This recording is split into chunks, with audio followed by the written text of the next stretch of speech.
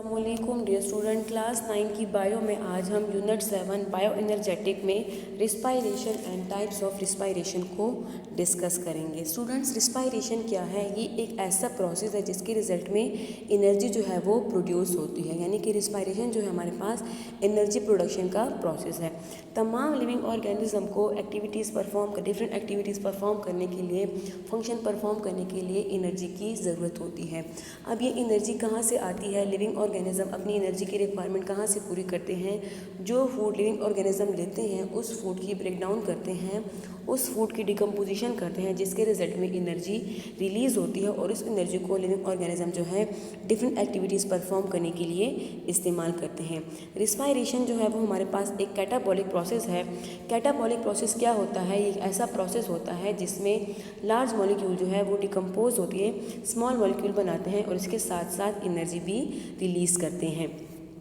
अब रिस्पायरेशन क्या है? रिस्पायरेशन को हम डिफाइन कर सकते हैं, the oxidation reduction process by which organic food is broken down to carbon dioxide and water and release energy inside the cell is called respiration. एक ऐसा प्रोसेस जिसमें ऑर्गेनिक फूड जैसे कि ग्लूकोज या फिर किसी भी ऑर्गेनिक कंपाउंड की डिकम्पोजिशन होती है, जिसके रिजल्ट में कार्बन डाइऑक्साइड और वाटर रिलीज होते हैं, इसके साथ साथ एनर्जी भी प्रोड्यूस होती है।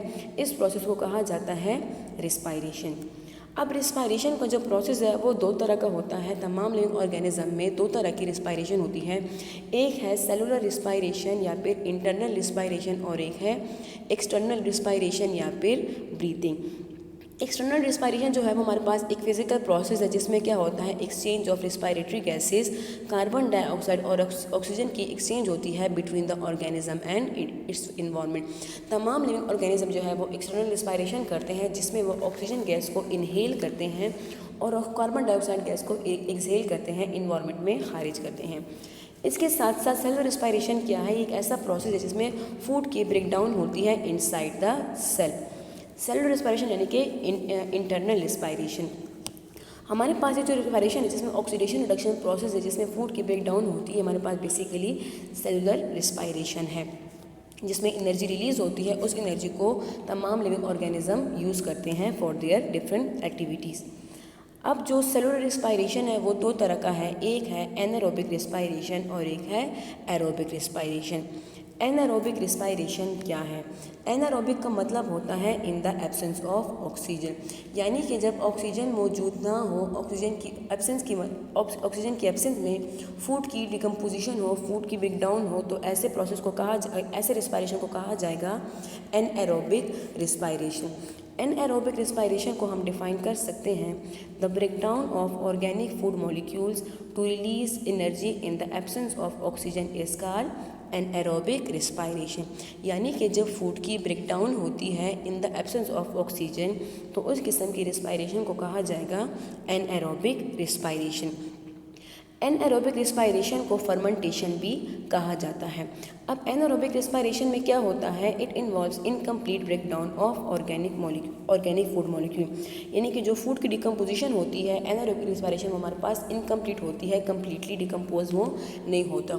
चूँकि इसमें मॉलिक्यूल की इनकम्प्लीट डिकम्पोजिशन होती है, इसलिए क्या करेगा, ये हमें स्मॉल अमाउंट ऑफ एनर्जी को रिलीज़ करेगा। तो एनारोबिक रिस्पायरेशन के दौरान क्या होता है, small amount of energy release होती है because during this process the incomplete breakdown of food occur.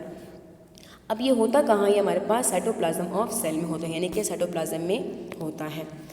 अब एनारोबिक रिस्पायरेशन जो है इसकी फर्दर टू टाइप्स हैं। एक है लैक्टिक एसिड फर्मेंटेशन और सेकेंड है alcoholic fermentation. Lactic acid fermentation क्यों कहा जाता है? क्योंकि इसका जो एंड प्रोडक्ट होता है वो क्या होता है, वो हमारे पास लैक्टिक एसिड होता है। तो एंड प्रोडक्ट की वजह से इस प्रोसेस को लैक्टिक एसिड फर्मेंटेशन भी कहा जाता है। लैक्टिक एसिड फर्मेंटेशन जो है वो बहुत सारे माइक्रो ऑर्गेनिज्म, एनिमल्स और इसके साथ साथ ह्यूमन बीइंग में भी होता है। ह्यूमन बीइंग में कहाँ पे होता है? जो मसल सेल होते हैं उनके अंदर मौजूद होता है लैक्टिक एसिड। अब ये लैक्टिक एसिड कहाँ से आता है मसल्स में? ये ड्यूरिंग एनारोबिक रिस्पायरेशन प्रोड्यूस होता है।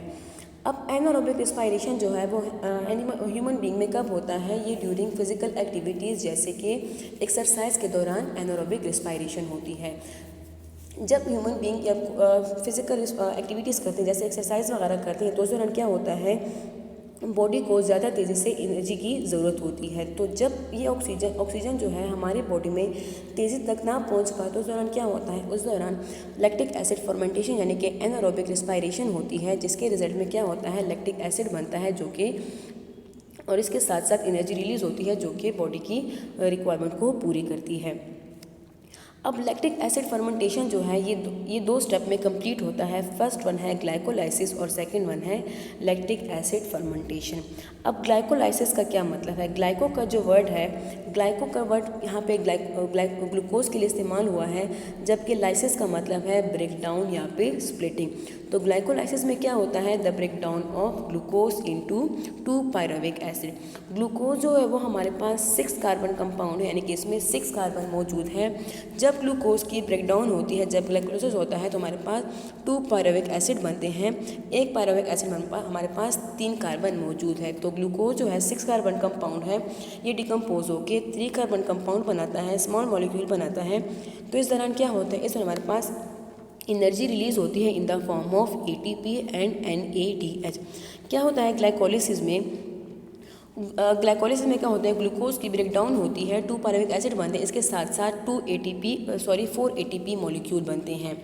इसके साथ साथ जो NAD है, जो कोएंजाइम है, वो भी रिड्यूस होकर क्या देता है, NADH देता है। तो ग्लाइकोलिसिस में पायरुविक एसिड बनते हैं, NADH बनते हैं और साथ में 4 ATP मॉलिक्यूल बनाते हैं। यहाँ पे 2 ATP मॉलिक्यूल क्यों लिखे हैं वो आपको अभी बताती हूँ। नेक्स्ट हमारे पास जो स्टेप है वो है लैक्टिक एसिड फॉर्मेशन। अब लैक्टिक एसिड फॉर्मेशन में क्या होता है, सेकंड स्टेप में क्या होता है, लैक्टिक एसिड की फॉर्मेशन होती है। पहले स्टेप में ग्लूकोज की ब्रेकडाउन होती है into pyruvic acid, second step में फॉर्मेशन होती है लैक्टिक एसिड की फ्रॉम द पायरुविक एसिड। ये पायरुविक एसिड क्या करता है, ये NADH जो है ये इसकी रिडक्शन होती है। NADH जो है पायरुविक एसिड को रिड्यूस करता है। इस रिडक्शन के दौरान हमारे पास जो 4 ATP मॉलिक्यूल जो ग्लाइकोलाइसिस के दौरान बने हैं, इस लैक्टिक एसिड फॉर्मेशन के दौरान इन 4 ATP मॉलिक्यूल में से 2 ATP मॉलिक्यूल जो है वो इस स्टेप में यूटिलाइज हो जाते हैं। क्या होता है, लैक्टिक एसिड बनता है और साथ में कार्बन डाइऑक्साइड गैस बनती है। तो लैक्टिक एसिड फर्मेंटेशन में क्या होती है, ग्लाइकोलिसिस होती है। ग्लाइकोलिसिस के दौरान ग्लूकोज मॉलिक्यूल जो है वो डिकम्पोज हो जाता है इनटू 2 पायरुविक एसिड। इसके साथ साथ 4 ATP मॉलिक्यूल जो है वो भी रिलीज़ होते हैं और साथ साथ जो NAD है वो रिड्यूस हो जाता है टू NADH। नेक्स्ट स्टेप में क्या होता है कि जो NADH है वो पायरुविक एसिड को रिड्यूस करता है, इसके साथ साथ 2 ATP मॉलिक्यूल भी यूटिलाइज करता है और उसको कन्वर्ट कर देता है 2 लैक्टिक एसिड मॉलिक्यूल में और साथ में कार्बन डाइऑक्साइड गैस भी रिलीज़ होती है। तो जो 4 ATP मॉलिक्यूल हमारे पास बने उनमें 2 ATP मॉलिक्यूल जो है वो लैक्टिक एसिड फॉर्मेशन में यूटिलाइज हो गए। तो हमारे पास जो net gain of ATP molecule है during the lactic acid fermentation वो क्या है, वो 2 ATP मॉलिक्यूल है। एनारोबिक रिस्पायरेशन के दौरान हमारे पास नेट ATP मॉलिक्यूल कितने होते हैं, 2 ATP मॉलिक्यूल हमारे पास बनते हैं, 4 बनते हैं, उन 4 में 2 यूटिलाइज हो जाते हैं। तो हमारे पास जो नेट गेन ऑफ ATP है ड्यूरिंग द एनारोबिक रिस्पायरेशन वो है 2 ATP मॉलिक्यूल। सेकेंड हमारे पास जो एनारोबिक रिस्पायरेशन की टाइप है वो हमारे पास है अल्कोहलिक फर्मेंटेशन। अब इसको अल्कोहलिक फर्मेंटेशन क्यों कहा जाता है, क्योंकि इसका जो एंड प्रोडक्ट होगा वो क्या होगा, वो अल्कोहल होगा, इस वजह से इसको अल्कोहलिक फर्मेंटेशन कहा जाता है। अब ये कहाँ पे होता है, ये यीस्ट और इसके अलावा सम बैक्टीरिया में ये रिएक्शन होता है। अब अल्कोहलिक फर्मेंटेशन के भी 2 स्टेप है। फर्स्ट स्टेप हमारे पास है ग्लाइकोलिसिस और सेकंड है अल्कोहल फर्मेंटेशन। लैक्टिक एसिड में हमारे पास लैक्टिक एसिड फर्मेंटेशन में लैक्टिक एसिड एंड प्रोडक्ट होता है, जबकि अल्कोहलिक फर्मेंटेशन में अल्कोहल एंड प्रोडक्ट होता है। क्या होता है कि ग्लाइकोलिसिस में ग्लूकोज की ब्रेकडाउन होती है तो वो हमें 2 पायरुविक एसिड मॉलिक्यूल देता है, इसके साथ साथ 4 ATP मॉलिक्यूल देता है और NAD जो है वो रिड्यूस हो जाता है इनटू NADH। नेक्स्ट स्टेप में क्या होता है कि हमारे पास जो पायरुविक एसिड है वो NADH के ज़रिए रिड्यूस हो जाता है into ethanol and carbon dioxide gas. इस दौरान क्या होता है, हमारे पास एंड प्रोडक्ट जो होता है वो इथेनॉल होता है, यानी कि अल्कोहल होता है। इस वजह से इनको अल्कोहलिक फर्मेंटेशन कहा जाता है। तो स्टूडेंट्स, आज के लेक्चर में हमने रिस्पायरेशन को डिस्कस किया और रिस्पायरेशन की टाइप्स को डिस्कस किया। इंशाल्लाह नेक्स्ट लेक्चर में हम एरोबिक रिस्पायरेशन को डिस्कस करेंगे। शुक्रिया।